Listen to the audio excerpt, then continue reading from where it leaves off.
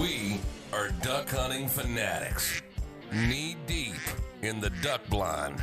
If it flies, it dies.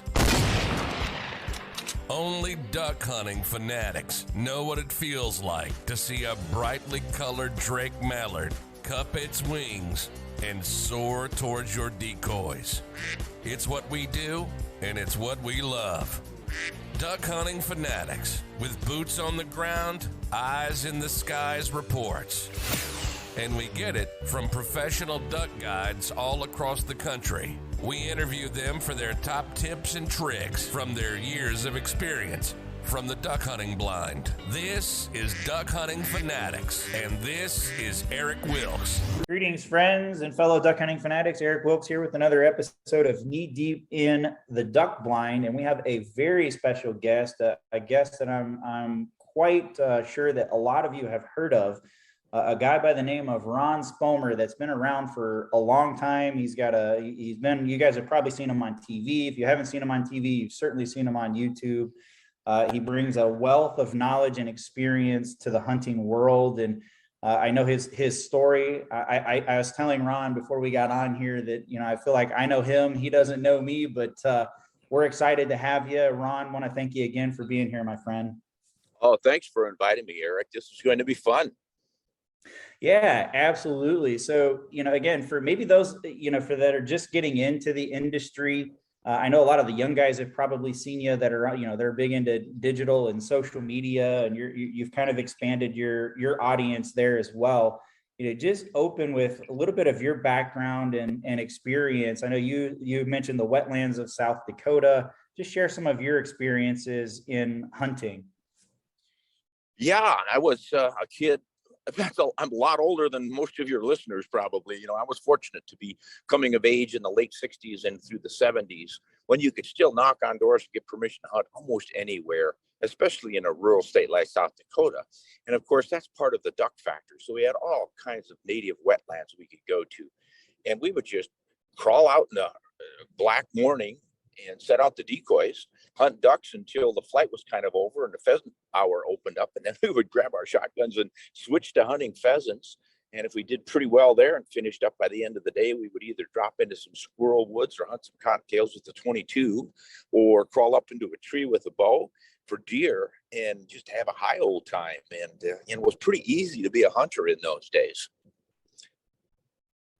Yeah, and I feel like now it's getting a little tougher now because obviously a lot of our land is either being developed or a lot of it, like where I reside in Wisconsin, a lot of it's private, and if you don't have access to private land, it's pretty tough Right. to find.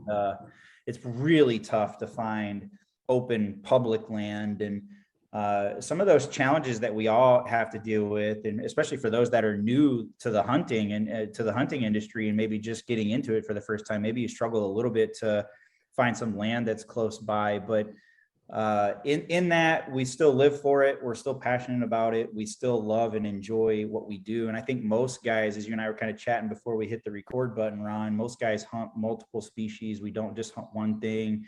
I think most of us, if we could hunt year round, we would. It's been awesome through all this pandemic stuff to see a lot of people get back to their roots and actually start hunting again. I know the outdoor industry this last couple of years has really exploded. We work with a lot of hunting guides, and they're all booked up through 2022 and booking into 2023 already. They're almost overwhelmed, it's really neat to see that bounce back. Have you noticed that as well? I know you're out in the field and you're out doing hunting and doing your own thing and recording shows. Are you seeing a lot of guys get back to their roots of hunting and fishing? Yeah, exactly what you said. COVID sort of woke everyone up, and we realized we might need to get this meat. It's not just fun to be hunting, but it's almost necessary in some cases. And of course gives an interesting pastime, even if you don't desperately need the food. It's just so much wonderful stuff about hunting that we love. And then, as you mentioned, the hard part's getting that place to hunt. So I think young folks today or anyone new to the sport really needs to cultivate some landowners and or use some of these phone apps that describe who owns what property on their mapping programs and figure out where you might have opportunities. A lot of states have these programs that will pay landowners to open their fields to hunters. In Kansas, they have, I think, a whip wildlife habitat improvement program or something where you get walk-in. They got walk-in areas. Nebraska, South Dakota, North Dakota, Montana, all these Midwest and Western states have some kind of a program like that. I would imagine you guys back in Wisconsin, Great Lakes states have something. Then there's the paper companies, national forests, state forests. So don't get discouraged. You just have to do a lot of research to figure all this stuff out. And once you've got that done, I think I agree with you to pay attention to a great variety of hunting opportunities. And then you don't have to sit on your thumbs because you've got a short deer season, say, or the pheasant season or the duck season's closed. There are other things to hunt. And all the while you're out there hunting, of course, you're doing what you want to do, which is reconnecting with nature. I mean, it's just a natural status of man, I think, is to be a natural predator, be part of the whole system. You just feel so much more in tune with your life. If you know what's going on outdoors, even if you don't get anything for several days, you're seeing how nature works and how the weather affects the animal movements. And the whole process is so enveloping, and it's just a joy to be out there doing it. So I would say have that great attitude and be looking for places where you can regain your freedom. And that's what hunting gives us, is just that freedom to interact the same way as a coyote or a lion or an elk would. You're just out there doing what nature programmed you to do. And then, of course, do it responsibly and share and all the rest of it, because we all know, as you said, the habitat's losing out. I mean, we had over 210 million acres of wetlands in this country, and we're down to about 100 million now. That makes a huge difference in the waterfowl populations. I was reading up on some data from Ducks Unlimited several years ago, and they did an extrapolation of data backwards from what's produced in a good year, a good wet year. These days, we might have 100 million ducks in the fall flight. Well, back in the day, before everything went to heck with the development and everything, it was 4.5 times that number, if you can imagine that. Wow. Yeah, I would have never guessed 4.5 times. That's a significant difference. I mean, you're talking 100 versus 450 million ducks that are flying and migrating. It's nuts. Yeah. That's a significant change. So that gives you some indication of what's going on with habitat, right? And, obviously hunting pressure and all of that plays a role in it, but essentially cutting the habitat in half and the flight patterns, we've effectively reduced the number of ducks by 4.5 times. That's a crazy number to me. Yeah, it really is. And what I think we should take out of that is the need for us to not just protect the remaining habitats, but advocate for more. We always brag about we're the greatest conservationists and we pay the bills and all that, and that's true. But I think we really need to understand, not just buy the tags and the licenses and join Ducks Unlimited, but understand why it is so essential for us to be a part of that, and then increase that and put pressure on society at large. And that doesn't mean God grab by the throat and say, contribute to some duck habitat. but politely educate folks, just let them know. Show them that you're enthusiastic and you love ducks and geese and marsh wrens and coots and rails and snipe and all the animals that are involved in dependent on wetlands, so that they begin to understand that our passion is not to just go hunt them, but it's to have them and keep them around. And people just don't know it. Your average person who's not a hunter doesn't understand that the habitat's going away. Once they leave concrete in the city and they see a field, they think that's wildlife habitat. It could have absolutely nothing on it. It could be completely farmed out. There's got to be cover for stuff, and they don't understand that in the winter it gets plowed and sits there empty and nothing can live on it. And it might have been a wetland once, but they drained it. And if you're not interested in hunting and wildlife, you don't understand that stuff. So I think that's how we need to share it with people, but not preaching to them. Nobody likes it when you tell them you're evil because you eat corn and they make that corn. They had to drain this wetland and plant a cornfield. They don't want to hear it like that, because we're all in this together. So you just need to be polite and explain it with some enthusiasm and optimism on solutions, how we can improve the habitat or maintain it. So, I mean, it's a big load to carry, but I think that's the essential responsibility of all of us sport hunters. It is, and I think everybody is in an agreement and an alignment with that. I think, you know, everybody has like the what. A lot of times the big question is the how, right? How do we go about that? How do we approach it? And how do we approach those people? And how do we educate them in a non-threatening, non-offensive Yeah. manner, and still educate and get our point across in a way that is going to be received to help people truly understand what our industry is and what our industry is all about, and more importantly, how we can help the overall system, right? Meaning wildlife, the ecosystem, the environment, and the impact that we all collectively can make together as a group. Yeah, absolutely it. You know, and I don't have the recipe exactly. You know, there are some people who are natural salesmen. They could walk up to you out of the blue, introduce themselves in like 5 minutes, sell a ice cream cone to an Eskimo, as they say. But you know, try at least talk with your family and any friends you have who don't hunt, and just be sincere and honest. And as I said, optimistic and enthusiastic, and try to put. When I was back a kid in the Boy Scouts, it was always one of the models was put the best construction on everything. So instead of saying, "Oh, woe is us," and everything's falling apart, you just say, "Boy, did you hear the opportunity we have to increase the number of wildflowers and songbirds by supporting this Ducks Unlimited program?" "What are you talking about, man?" And then you explain it to them and maintain that enthusiasm. And it's pretty hard for people to vote against you when you have that kind of an attitude. Exactly. And yeah, I think just, you know, do it in a non-threatening, just educational, sincere way, like you said, and just help them start to understand. And Ron, I want to read, there's a statement on your website, and it's the very first thing when you come to your website, and it struck me. So I want to pick your brain on it, and I'm going to read it out loud so everyone can hear it. And it's ronspomeroutdoors.com, guys, for those of you that are listening. But the very first thing says, if your heart leaps at the sight of a bear and your spirit soars with the flight of a goose, join me here at Ron Spomer Outdoors as we discover our roles, responsibilities, adventures, and thrills as nature's hunters and conservationists.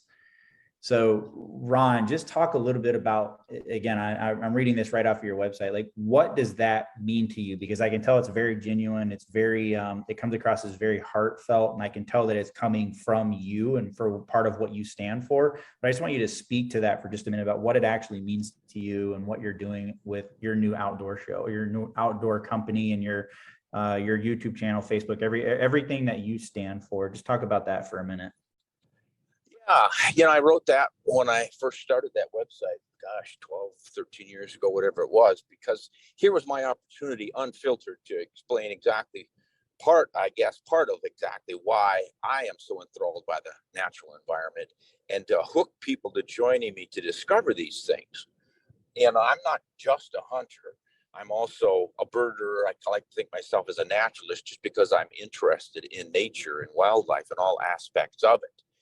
So to me, I am hunting all the time. I'm hunting for information. I'm hunting for discovery. I always say what hunters are really trying to do is they're capture the essence of nature, the beautiful part of nature.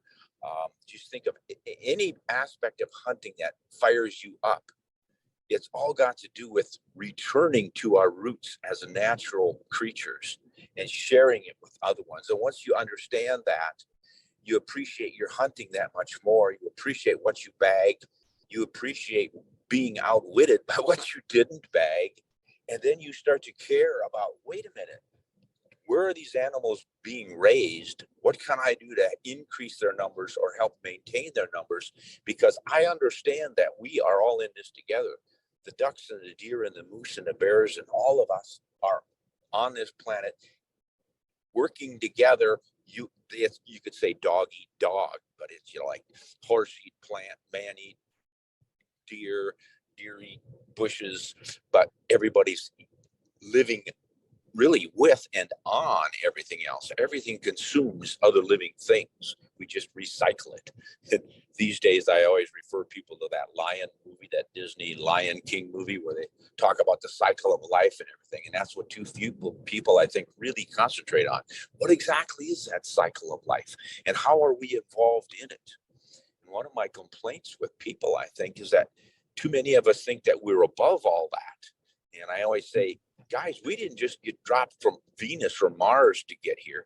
We're a part of this same mishmash. We bleed, we live, we die, we have to eat, we have to hunt in order to eat, unless we're herbivores. And you can be like a cow and go out grazing if you want, but I'm going to put some ducks and some venison in my greens. Exactly. No, fair enough. Thanks for sharing that. I appreciate it, because it just, when I saw that, I'm like, that really just kind of strikes a chord, and I think it connects and it resonates with anyone who is an outdoorsman. And so I appreciate you just kind of sharing some thoughts and some feelings around that. And I know you're a big game hunter. You do a lot of your YouTube videos are around big game. I did see, I know you do some upland hunting.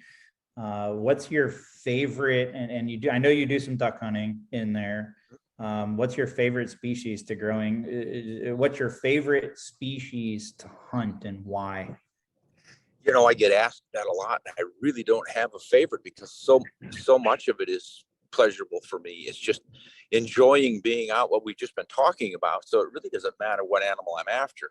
Obviously, I enjoy deer hunting, whitetail hunting, because they're just sort of the epitome of a wary big game animal. And it's easier to get to them than it would be, say, moose and sheep and stuff. And I've hunted all that stuff. I've done a lot of sheep hunting. And back when I was younger and had better legs, I could climb the mountains for weeks at a time and proceed to go after sheep with a backpack on. These days, that's a little more difficult. So I'm returning to sort of my first love, which is upland bird hunting, especially pheasants. But I've got sharp-tails on our ranch here in Idaho, and huns and rough grouse. And in the mountains nearby, we have blue grouse, or dusky grouse, they're called these days. So any upland birds I enjoy, because I'm active. I really like to walk. Waterfowl hunting for me is not as much fun now as it was when I was a kid, because generally I'm ending up with friends in a blind or outfitters in a blind, and they've pretty much done the hunting for me. I hate to say it, but when you go with someone who scouted the water, to me that was half the fun. Is we'd be out scouring the countryside, trying to find those little hidden wetlands where we would get into a pile of ducks, and then we felt like we'd struck gold before anybody else found it. The next day we'd set our decoys up, and the birds would fog in, and we'd get our birds and think like, wow, we really pulled this one off. Yeah, when I go with an outfitter, I know he's already done all that, and all I do is show up and shoot some ducks, which is still fun. Yeah. But so yeah, I just enjoy getting out and finding, there's a hot spot for elk right there. Look at that little basin up there with those dark trees. I bet you there's good water supply in there. That'd be a perfect place for elk early season. Anything like that where I could figure it out, do the scouting and roam the country and just rediscover the joys of being out there and being successful. Yeah, well, you're an archery hunter. I think there's an unspoken thing. You can speak to anybody who got into archery hunting or does any kind of archery hunting is very much a DIY type of guy. And as an archery hunter myself, yeah, I mean, there is a certain amount of pride that goes into doing all the work yourself. And then the side of it, I share in that, it's about nature and just being one with nature and just being out and experiencing nature in all of its glory. And then when you throw in that I did this myself aspect, and I think a lot of that stimulates from archery hunting. There's a lot of data out there. It's, and at least from what I see, archery hunters are a lot of times don't mind going out by themselves. Because you get a little bit closer to nature, and you got to get that much closer to the animal, and it is opens up its own significant set of challenges in itself. But to bring that kind of full circle, I see a lot of that. A lot of guys are like that, whether you archery hunt or don't archery hunt. That there's a certain amount of pride. The DIY guy, hey, I did this, I did all the homework, I did all the research, and I was successful. It was because of me, not because of the work that someone else did. And I'm not knocking, I'm not saying don't go on guided hunts either. By all means, I've done it. I will continue to do it into the foreseeable future, so that I can go experience places like Alaska again, and so on and so forth. So sometimes it's hard to do a true DIY hunt from afar until you have local knowledge. But nonetheless, that's awesome that you're still getting out. I mean, you're not going to quit anytime soon. So keep creating the content that you're creating and doing the things that you're doing, because we enjoy it. I know our listeners will enjoy it. Growing up as a kid though, favorite duck duck to shoot. Oh boy, I really like teal. Much as we targeted mallards, there were so many teal around, both green wing and blue wing. We didn't have any cinnamon. And they were so fast, and they would come into the decoy so quickly that, of course, we were young and quick too. And it was like, oh, wow, I got teal. Oh, they're so fast. How can you hit those? Well, once you figured it out and you could do it, you just felt extra proud for taking one of those. So, yeah, we would still set the decoys for mallards, and we would really want to get the big juicy mallards. But my golly, those little teal zipping around were just a treat. So I was always welcoming those birds in.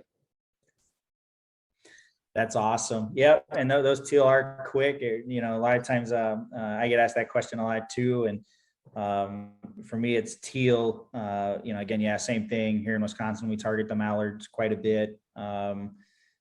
For me growing up, I know you do a lot of upland hunting as well. For me, it was bobwhite quail, and those things are just so lightning fast, and they don't get up very high. They stay pretty low to the ground, and there's just a lot of other moving components there if you're hunting over dogs that you got to be mindful of. And oh man, I used to love shooting bobwhite quail, still do, and they are quite the challenge. I don't get the opportunity to hunt them as much anymore, but same like you, Ron, on the upland side. I'm big into pheasants. Love going out to Utah every once in a while when I get the chance to do it, and going out there and hunting wild chucker. That's usually a good time.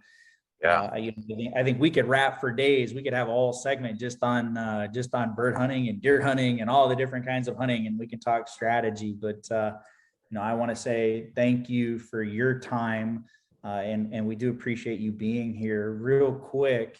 As we kind of wrap up here, Ron, how do people get in touch with you? What's the best way to reach out to you? Oh God, just get on the website. You can comment on my blogs. We're putting videos into the blogs now. We're just starting it up. We've got a couple of YouTube channels. One is essentially a podcast channel, Ron Spomer Outdoors Podcasts, but you can get it on your podcatchers too. And then the other channel is YouTube, Ron Spomer Outdoors. And that's where I cover a lot of the guns and shooting and bullets and cartridges and answering all kinds of questions about ballistics, mainly. And that gets to be a little bit problematic sometimes with what you can and cannot say. So we're pushing a lot of the gun review content and the shooting things to the website on the blogs. So we've got, I don't know, hundreds of, something like 700 blogs on there already. And we've got some guest bloggers now who are starting to throw in some things that I don't cover quite as much. So RonSpomerOutdoors.com is probably the best place to get started. And then there's Facebook and Instagram and a lot of the social media sites like that. But the core of our content will be on RonSpomerOutdoors.com and then the YouTube channels. Perfect. And there you go, guys. Just to say that one more time, RonSpomerOutdoors.com. So for those of you that are viewing this on YouTube or maybe watching it on Facebook, all you gotta do is scroll to the bottom, and Ron's got all the links to all of his social media stuff. Definitely get out, check him out, connect with them. I know most, if not all of you, have at least heard of Ron or probably seen him on TV or on YouTube. Like I said at the beginning, I've known Ron. He's been around for a really long time. So I'm very gracious that you took some time out of your busy schedule to hang out with us today, and they're very thankful that you could be here. And Ron, if you're okay, we'd like to, have you on another episode. I know with your experience, we could really get into some topics on some different tactics and strategies just on your experience on the big game side and upland side, and would love to have you on another show. Oh yeah, that would be my pleasure. More than happy to do it. I always love talking with young hunters, enthusiastic hunters, because that's our future. The wildlife that I work all my life to maintain and try to increase numbers on, it's up to the younger generation now. So anything I can do to help or inspire, I want to try to do. So just Awesome. Let me know. Awesome. Fantastic. Well, thanks again for being here. And I also want to toss out a special thanks to our listeners. Without you guys, we wouldn't be able to continue doing these shows and having awesome special guests like Ron join our show. So thanks to all of you for tuning in, and we'll see you on another episode of Knee Deep in the Duck Blind. Everybody have a great day. We are Duck Hunting Fanatics. Knee deep in the duck blind. If it flies, it dies.